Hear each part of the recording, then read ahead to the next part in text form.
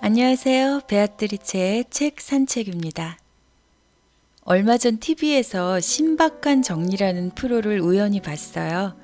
포화 상태인 물건으로 인해 정리가 안 되는 집을 정리해주는 프로그램인데요. 너나 할 것 없이 요즘 어느 집이나 물건이 넘쳐나죠. 아마도 대다수의 분들이 공감하실 겁니다.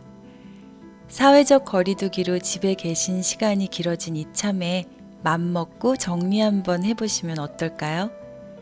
정리의 기본은 비우기부터 시작한다고 하는데 사실 그게 가장 힘든 일이죠. 모든 물건에는 저마다의 버리지 못하는 이유와 사연이 꼭 있으니까요. 그래서 오늘은 불필요한 것들을 걷어내고 내 인생에 꼭 필요한 것들만 남기기 위한 지침서를 가지고 왔습니다. 국내 처음으로 정리 컨설턴트라는 직업을 만든 대한민국 1호 정리 컨설턴트 윤선현 대표님의 저서 이대로는 안 되겠다 싶은 순간 정리를 시작했다 준비했습니다. 얼마 전에 올린 영상 중에 아주 작은 습관의 힘 제임스 클리어가 습관 들이기의 시작을 침대 정리부터 시작해서 결국 직업까지 습관의 힘을 전하는 강연자로 변신한 거 기억하시죠? 이 책의 저자 또한 마찬가지입니다. 평범한 직장 생활을 하던 저자는요, 바쁜 일상에 항상 에너지는 바닥나고 하루하루를 버틴다는 느낌으로 살던 때 우연히 보게 된 한 권의 책으로 작은 정리를 시작했다고 합니다. 남보다 조금 먼저 출근해서 책상 위와 서랍, 서류함, 업무 폴더 이런 걸 하나씩 정리하면서 삶의 드라마틱한 반전, 결국 정리가 지금의 저자를 만들어 주었다고 합니다. 이런 걸 보면 정리와 습관은 우리 인생에 꼭 필요한 성장의 촉진제이자 영양제인 것 같습니다. 내가 갖고 있는 물건들 중에서 정말 필요한 게 뭔지 모른다는 건 내 삶에서 진짜 중요한 걸 잊어버리고 산다는 말과 같다. 살다 보면 다양한 이유로 물건이 늘어나게 마련이다. 그러다가 시간이 지나면 물건들만 집에 남는다. 그 물건들은 더 이상 의미 있는 추억이 아니라 낭비된 시간, 감정, 돈, 에너지에 대한 미련과 회환의 잔여물에 불과하다. 아주 극소수의 의미 있는 물건들만 빼고 말이다. 그래서 정리가 필요한 것이다. 우리는 집안에 쌓인 물건들을 어디에 둘지, 어떻게 쓸지, 버릴지를 선택함으로써 자신이 살아온 과거의 시간뿐 아니라 현재 어떤 삶을 살아야 할지 돌아보게 된다. 결국 나 자신이 어떤 사람인지, 내가 바라는 삶은 어떤 것인지 생각하게 된다. 내가 정리를 단순히 테크닉이 아니라 인생 설계라고 생각하는 것이 바로 이 때문이다.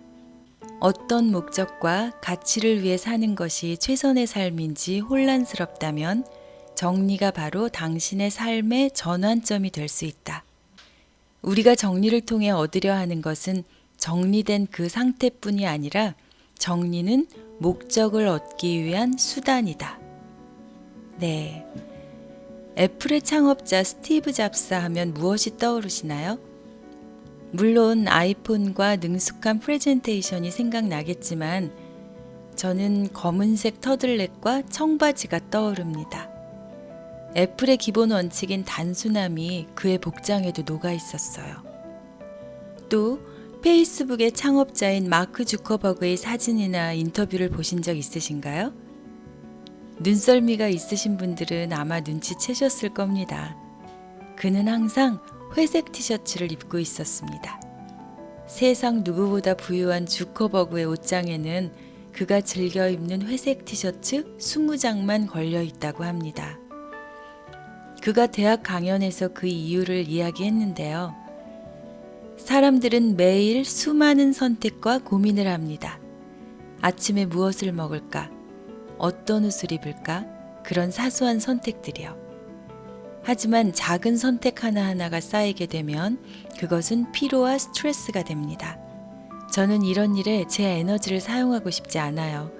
정말 중요한 일 외에는 의사결정을 적게 하고 싶어서 제 생활을 단순하게 만들기 위해 노력합니다. 네, 이것이 앞서 저자가 말한 목적을 얻기 위한 정리가 아닐까 싶네요. 이건 옷을 골라 입는 선택뿐만이 아니라 구입할 때 고르는 선택과 고민, 또 많이 쌓이면 버릴 것을 고민하는 선택, 결국 물건의 가치를 결정하는 것은 돈뿐만이 아니라 시간과 에너지도 포함인 거죠. 버리기가 정리의 시작이자 기본이라고 많은 관련 서적에서 이야기하지만 나는 버리기에 앞서 제대로 써보기가 먼저라고 생각한다. 망설여지는 물건들은 따로 모아 눈에 잘 띄는 곳에 배치해 놓고 그래도 쓰지 않는다면 과감히 처분하라는 말이다. 정리는 자신과 물건의 관계를 다시 설정하는 것이다. 물건의 자리를 정하고 물건이 필요한 일을 정하고 물건을 쓸 시간을 정하는 것이다. 문제는 큰 물건이다. 우스갯소리로 가구와 남편의 공통점이 있다. 첫째, 세월과 더불어 낡고 매력이 없어진다. 둘째, 한번 들여놓으면 꼼짝도 안 한다. 셋째, 때때로 거추장스럽다. 넷째, 버리기도 힘들다. 네, 그런 물건들이 있죠. 옷걸이로 전락한 러닝머신이나 10년째 책장으로 사용되는 피아노, 그런 것들이 다들 집안에 한두 개는 있으실 텐데요. 두면 고물, 주면 보물이라는 말이 있죠.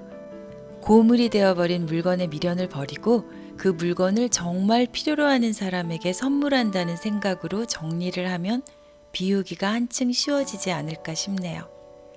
이거야말로 나눔과 정돈된 내 공간까지 일거양득이겠죠? 이렇게 정리를 한 작은 평소의 집들을 오래 봐온 저자는요, 안 쓰는 물건을 그대로 들고 80평대로 이사를 가봤자 작은 평소에 살 때와 다를 것이 없고 정리가 웬만한 인테리어 공사를 이긴다고 합니다.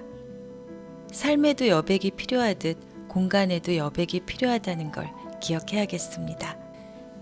버리는 것보다 더 중요한 것이 있다. 무언가를 구입하기 전에 자신의 삶을 먼저 돌아보자.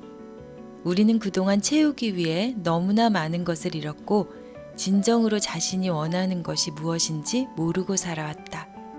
자신이 하루 동안 어떤 일에 얼마의 시간을 쓰는지, 일을 잘하기 위해서 반드시 필요한 물건이 무엇인지, 타임머신을 타고 과거로 돌아가더라도 주저없이 이 물건을 다시 살 것인지, 자신에게 꼭 필요한 물건인지 한 번 더 생각하는 것.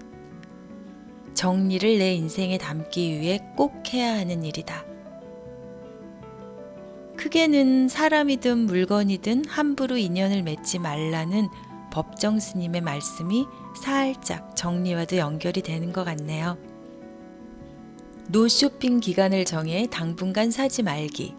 온라인 쇼핑몰에서도 장바구니에 담아만 놓기. 집에 무엇이 있는지 먼저 찾아보기. 냉장고 파먹기. 요즘 유행하는 이야기죠. 냉장고에 남은 음식을 먼저 먹고 거기에 추가할 음식들만 조금씩 동네 슈퍼에서 사는 거라고 합니다. 공짜로 주는 물건들을 무조건 다 받아오지 않기. 1+1에 동요하지 않기. 이 외에도 많은 예들이 있는데요. 저도 이렇게 미니멀 라이프를 원해서 나름 꾸준히 노력하고 있거든요. 그러면서 느끼는 것이 두 가지가 있어요. 하나는 물건이 많으면 많을수록 편리할 것 같지만 그 편리함은 공짜가 아니라는 거예요. 물건이 많으면 그것을 청소하고 정리하는 데 드는 에너지와 시간이 진짜로 내가 해야 할 일에 침해가 되더라고요. 두 번째로는요, 내 인생에 생각보다 많은 것들이 필요하지 않다는 거예요. 저도 예전엔 둘째가라 하면 서러운 쇼핑광이었어요. 하지만 이제는 아닙니다. 하나씩 비우고 정리를 하다 보니 그 전에 넘쳐나는 물건 속에서는 있는지도 몰랐던 것들이요, 이제야 반짝반짝 빛이 나는 거예요. 정리 후에 남겨진 물건들이라 더 소중하고 애정이 가고요, 가치 있게 더 자주 잘 쓰게 되더라고요. 미니멀리즘 열풍이 시작된 계기는 다양한데요. 일본의 대지진이 그 계기 중 하나였습니다. 일본인들이 대지진을 겪으면서 집안에 쌓아두었던 물건이 한순간에 생명을 위협하는 흉기가 되고 거대한 쓰레기 더미가 되는 사건을 경험하면서 물건과 소유에 대한 새로운 시각을 가지게 되었다고 해요. 그래서 미니멀리즘에 관한 일본 작가들의 책이 많거든요. 혹시 아무리 애써도 비우기가 안 되시는 분들이 계신다면 이런 지진을 연상해 보시거나 혹은 죽음에 관해 생각해 보셔도 좋을 것 같아요. 웰다잉이 웰빙과 연결되듯이요. 죽음이란 그 시기가 정해져 있지 않잖아요. 그리고 우리의 내일은 아무도 모르잖아요. 그게 어쩜 가족들이나 주변인들, 무엇보다 내 스스로에게 필요한 지혜로운 일이 아닌가 싶습니다. 저자는 정리의 방법 중 할 일을 미루지 말라는 것을 강조하는데요. 정리를 잘 못하는 사람의 이유를 다이어트와 비교합니다. 날 풀리면 해야지, 한가해지면 해야지 하며 미루는 정리가 오늘까지만 먹고 내일부터 해야지, 약속이 많으니까 이번 달까지만 먹어야지 하는 것과 정말 비슷하죠? 미루지 말고 지금 당장 실천하기. 맞습니다. 제가 예전에는 많은 CEO들을 만나는 일을 했었는데요. 일을 잘하는 사람은 어김없이 정리가 잘 되어 있었던 것 같아요. 사무실 공간뿐만이 아니라 그들에게는 모든 일에 질서가 있었어요. 가까이 있는 저희 남편 또한 마찬가지거든요. 제 남편은 무슨 일이든 미루지 않고 즉시 해결해요. 그러니 일처리도 놓치는 것이 없고 항상 주변 정리가 깔끔하게 잘 정돈되어 있고 그러다 보니 일상에 항상 여유가 있더라고요. 사실 바쁜 걸로 치면 저희 남편을 따라갈 수가 없는데도요. 그렇게 일 잘하고 잘 정돈되어 있는 남편과 한 집에 살면서도 사실 저는 아직도 매일 진행 중입니다. 이렇게 정리를 매일 하면 할수록 각자에게 어떤 것이 필요하고 어떤 것이 불필요한지를 능숙하게 판단하게 된다고 하니 저는 계속해서 노력해 보려고요. 어린 왕자의 생텍쥐페리가 이런 말을 하죠. 완벽함이란 보탤 것이 더 이상 없는 게 아니라 뺄 것이 더 이상 없는 것이다. 네. 매일 불필요한 것들을 하나씩 뺀다는 생각으로 하루 15분 정리 습관을 들이는 것을 저자는 권합니다. 매일 걸으면서 우리가 건강을 지키는 것처럼 잠들기 전 15분 정리 습관. 어렵지 않으시겠죠? 정리는 지금 넣는 것이 목적이 아니라 나중에 꺼내 쓰는 것을 위한 행동이다. 정리를 하는 까닭은 내가 가지고 있는 물건을 더 잘 사용하기 위함이다. 차곡차곡 넣는 것은 수납이고요. 정리는 안 쓰는 물건이 없는 상태. 효율적인 수납법이 필요 없는 집이 정리가 잘 된 집이라고 합니다. 집의 가치를 만드는 것은 그 공간을 어떻게 채우느냐에 따라 달라진다. 아무리 좋은 집에 살더라도 필요 없는 잡동사니로 채워진 집보다 정리된 쾌적한 환경에 소박한 집이 더 값지다. 정리란 단순히 물건을 치우는 것이 아니라 인생의 짐을 치우는 것이고 새로운 곳으로 여행을 떠날 수 있도록 가방을 다시 꾸리는 것이다.